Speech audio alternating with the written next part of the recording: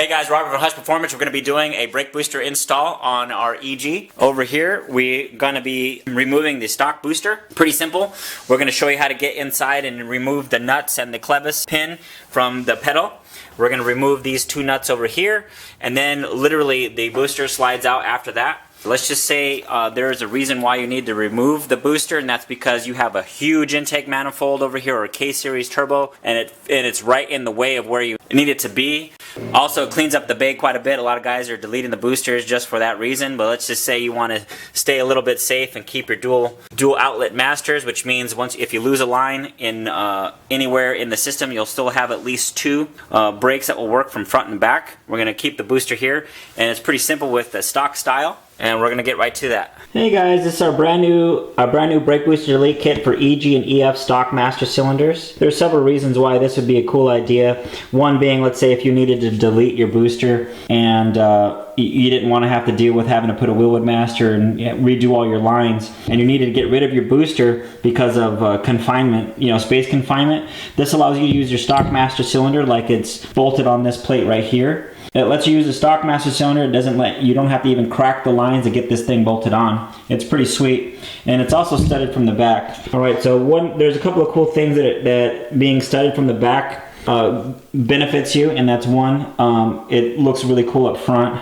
Second, you don't need any extra help tightening the bolts from the front side. Since they're studded, it goes right through the body, and then you have the studs that are already tightened. You just put the nuts back on, and you're ready to go.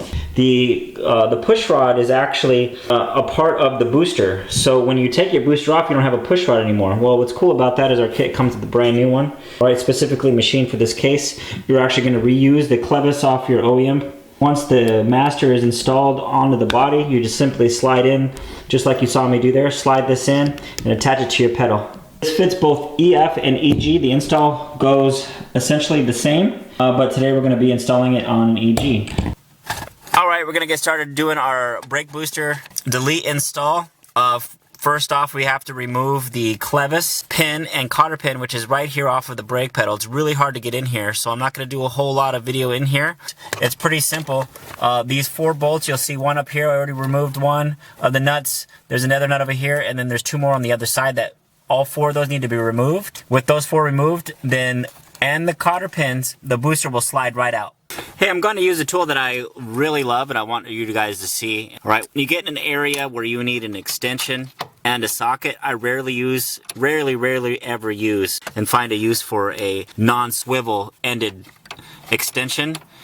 There's almost no reason to ever have a straight fixed extension. One would say that you can't get enough torque on the socket with the swivel head, but if you need that much torque, you're using the wrong tool to begin with. But here's a perfect example of why this works, and where a wobble socket wouldn't work because it's too fat. You can't get it in there, or one of those U-joints. They're just no fun to use. They're not as effective as a wobble head extension.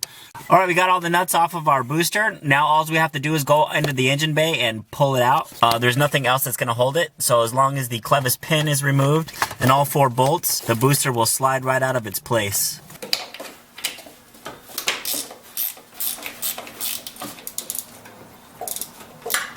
Once the master's removed from the booster, it just literally moves up out of the way. And with the booster unbolted from the firewall, the booster literally just kind of slides up off. As you can see, it's been painted before. Looks like we got to paint back there again if we're going to put a plate to cover all that.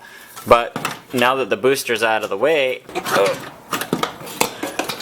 now our master cylinder can bolt directly back on without us having to undo the lines. See, we didn't crack the lines at all. We left them in place. We took the nuts off of the master from the booster, unbolted the booster from the body, and now we can put our plate on. Our kit comes with the new push rod.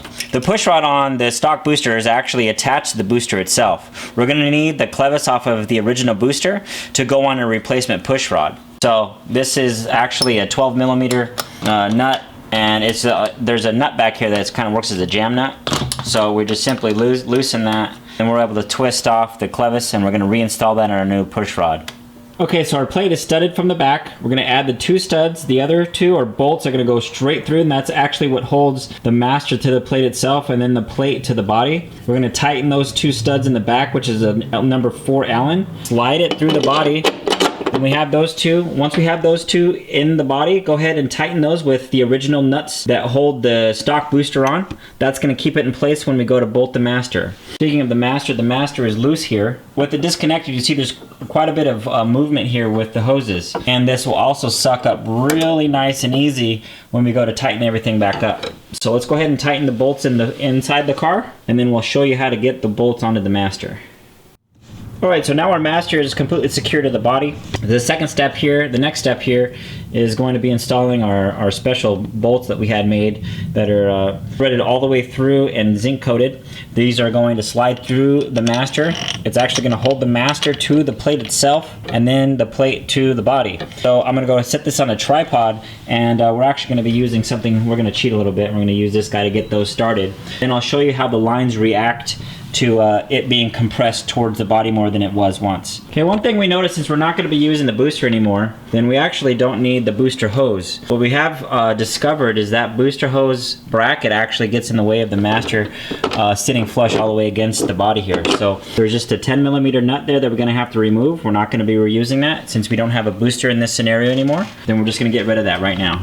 Here are the lines. This is pretty close to factory, might be a little bit further out, but it doesn't really bind or kink a whole lot, you know, considering what we're doing here. And if you're somebody that needs this to get that up out of the way, then there are certain considerations that you're willing to deal with. And the lines being slightly up against the firewall a little bit more than they were is just something you're just gonna deal with, you know, because this happens to work for you. But the hole is machined pretty tight for this master cylinder. So as you start bringing the master closer to the plate, you want to make sure that this master actually goes in as straight as possible. Otherwise, it'll want to kind of hang up on itself. So just keep that in mind. So if it seems like it doesn't want to fit, it's just because it's going in crooked.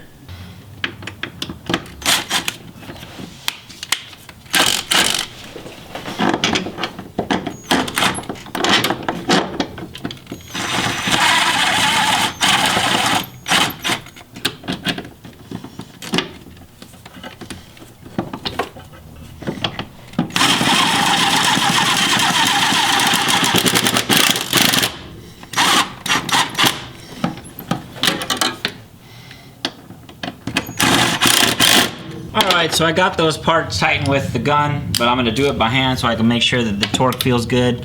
I usually like just going back over stuff with my hand, that way I can feel exactly what's going on there. And you see I didn't really get any kind of fight from the lines. The lines just went in very easily. So if that was a concern for you, it's really not much of a big deal. So let's go ahead and take a look at everything we just did. You know, so here are the lines. We didn't have to crack them, don't have to rebleed them.